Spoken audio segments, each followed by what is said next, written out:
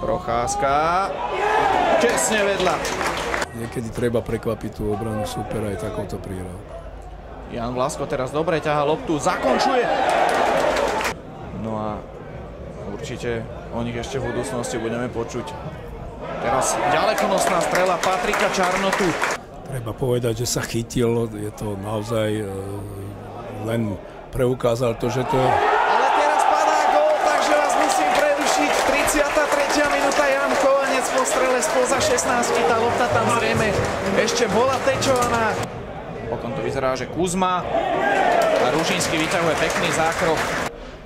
Trnava v držaní lopty prakticky vyhráva, že? Vyhráva aj teda v zápase, aj teda v držaní lopty.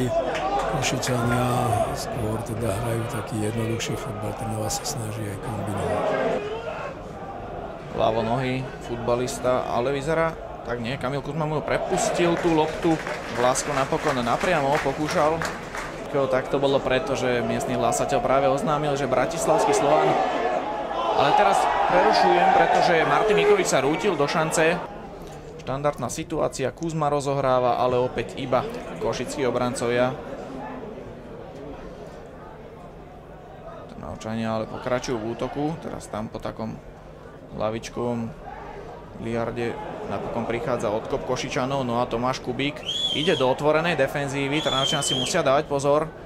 Kubík sa pekne uvoľnil, ale Dobrivoj Rusov predvádza vynikajúci zákrok. Takže uvidíme, či si Trnava vytvorí. Nebezpečná situácia pred Ružínskym. Mikovič netrafil bránu. Jana Chovanca, Trnava môže ísť do brejku.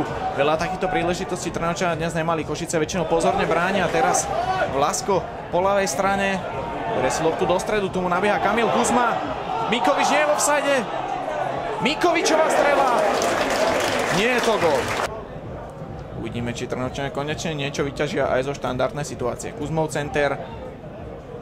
Až na zadnú žrť, kde nikto z Trnavčanov nebol. Pekné zakončenie, ale vymyslel Srďan Grabeš. Uvidíme, či z toho vznikne nebezpečná situácia. Pre bránu Dobrivoja Rusova. Pačindov. Dlhý center. Teraz Trnavčanov nevyšla offsideová situácia. Trnavčania musia viacej brániť. Košičania začali strkovať rožky. Dlhá lopta od Grabeža na Saba, ten sklepáva na Gašparíka. Mikovič.